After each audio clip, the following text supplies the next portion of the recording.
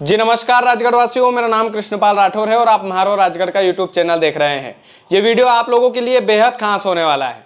खास इसलिए होने वाला है क्योंकि इस वीडियो में मैं आपको राजगढ़ के वर्तमान 5 विधायकों का रिपोर्ट कार्ड दिखाने वाला हूं। और ये मेरी स्टडी और मैंने जो अपने अंतर मन से और ग्राउंड लेवल पर जाकर जो मैंने एनालिसिस किया है इन 5 विधायकों का, अगर आने वाले समय में इन्हीं को टिकट मिल जाता है तो राजगढ़ जिले में कौन कौन से विधायक जीतेंगे और कौन कौन से विधायक हार जाएंगे और किस सीट पर कांटे की टक्कर रहेगी, ये तमाम सारी चीजें मैं बताऊंगा। सबसे पहले हम राजगढ़ विधानसभा क्षेत्र की ही बात कर लेते हैं। वहां पर बापू सिंह तंवर है विधायक। अब बापू सिंह जी तंवर का रिपोर्ट कार्ड जहां तक मैं जानता हूं, उनका रिपोर्ट कार्ड एकदम सही जा रहा है। 70%, अगर आप ये मान लीजिए कि 70% तक वो चुनाव जीत रहे हैं।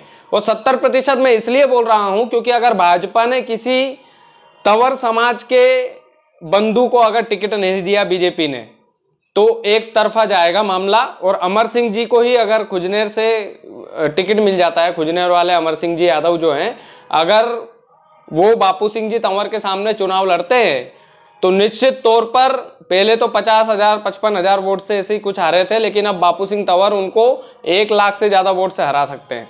उनका रिपोर्ट कार्ड ये कह रहा है।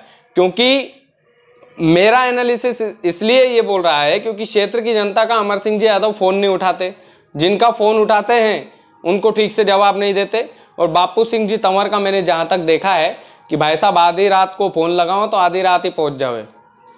और समाज का एक बहुत बड़ा फैक्टर है, यादव समाज वहाँ पर कम है, इसीलिए अमर सिंह जी यादव हार गए थे, इसीलिए उनको बड़ी हार देखने को मिली थी। तो बापू सिंह जी तंवर 70% इसलिए बोल रहा हूँ क्योंकि अगर बीजेपी ने भी तंवर कार्ड खेल लिया, यानी कि तंवर समाज के किसी बंधु को टिकट दे दिया, तो फिर राजगढ़ में कांटे की टक्कर रहेगी तंवर और तंवर बंधु के बीच में। तो इसलिए मैंने 70% बोला है, नहीं तो मैं उनका 90% बोलता। अब दूसरी विधानसभा पर आते किसी बीजेपी वाले को उठा लेते हैं, हमारे कुंवर जी कोठार।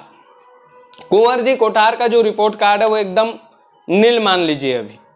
अभी वर्तमान की स्थिति ये है कि कुंवर कोठार को यदि आज भी चुनाव लड़ा दिया जाए तो वो आज ही हार जाएंगे, ये स्थिति है। क्योंकि पिछली बार भी 5,000 वोटों से जीते थे कुंवर कोठार जी, कोई ज़्यादा फासला नहीं था। इसीलिए बीजेपी भी, अभी तो उनको रिपोर्ट कार्ड उनका क्या दिखाऊं कि बीजेपी टिकट देगी कि नहीं देगी उनको, इस पर भी सवालिया निशान है। अगर बीजेपी ने टिकट दे दिया उनको वर्तमान की स्थिति में, तो यूं मान लीजिए कि कुंवर कोठार सारंगपुर सीट से ले डूबेंगे अपनी पार्टी को। ये आप मैं लिख कर दे रहा हूं आपको, कुंवर जी कोठार नहीं जीत पाएंगे, ये मेरा एनालिसिस बोलता है। बाकी जनता जवाब देगी चुनाव में कि भाई जीतेंगे कि नहीं जीतेंगे, हमारा कोई आपसी लेना देना उनसे है नहीं। अब फिर बात करते हैं ब्यावरा की। ब्यावरा में हमारे दांगी जी जीतेंगे, जो अभी वर्तमान विधायक है रामचंद्र दांगी जी, वो जीतेंगे, या फिर विकास पुरुष बीजेपी के जीतेंगे अगर उनको ही टिकट मिलता है तो देखिए इसमें 50-50 मामला मैं मानता हूं। रामचंद्र दांगी जी से आज तक मेरी मुलाकात नहीं हुई। ब्यावरा तहसील में मैं घूमा जरूर हूं, लेकिन उनका रिपोर्ट कार्ड बहुत अच्छा है। एक हिसाब से बोलते हैं कि भाई साहब को जब भी फ़ोन लगाते हैं वो हमेशा रिस्पॉन्स देते हैं, तो ये एक पॉजिटिव फैक्टर है उनके बारे में। और शायद इसी वजह से उपचुनाव जब हुआ था ब्यावरा में, तब वो जीत कर आ गए थे। तो अभी भी अगर उनको टिकट देगी कांग्रेस तो वो जीत कर आ सकते हैं, और इनको भी मैं 70% जीत के चांस देता हूं। बाकी चुनावी है तो देखो, चुनाव में कुछ भी हो सकता है, हम सभी जानते हैं। अभी हमारी कौन सी 2 तहसीलें और बच रही है, और 2 तहसीलों में से एक नरसिंहगढ़ तहसील है। नरसिंहगढ़ तहसील में है राज्यवर्धन सिंह जी महाराज, अभी वर्तमान के विधायक है। उनके सामने लड़ सकते हैं गिरीश जी भंडारी, और गिरीश जी भंडारी और राज्यवर्धन सिंह जी की यदि टक्कर हुई तो गिरीश जी भंडारी की बाजी ज़्यादा काम आ सकती है।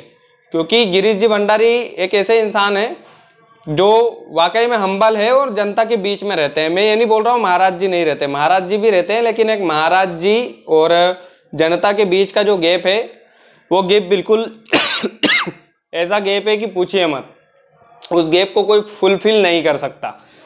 तो ये चीज़ मुझे लग रही है। महाराज जी के चांस कम लग रहे हैं, बाकी गिरीश जी भंडारी के चांस जो है वो ज़्यादा लग रहा है। अब एक आखिरी सीट आती है खिलचीपुर विधानसभा की। ये कांटे की टक्कर है, इसमें 50-50 मामला है, इसमें कुछ भी नहीं कहा जा सकता। माफ़ी चाहता हूँ आपसे। खिलचीपुर की बात मैं इसलिए कर रहा हूँ, और खिलचीपुर तहसील को मैं इसलिए भी बोल रहा हूँ 50-50 का मामला, क्योंकि अगर हजारी लाल दांगी वहाँ से लड़े प्रियव्रत सिंह जी के सामने तो कांटे की टक्कर होगी। तो यूँ मान लीजिए 50-50 का मामला है। लेकिन प्रियव्रत सिंह जी के सामने हजारी लाल मास्टर की जगह अगर कोई और लड़ लिया तो सूंपड़े साफ हो जाएंगे, ये मान लीजिए।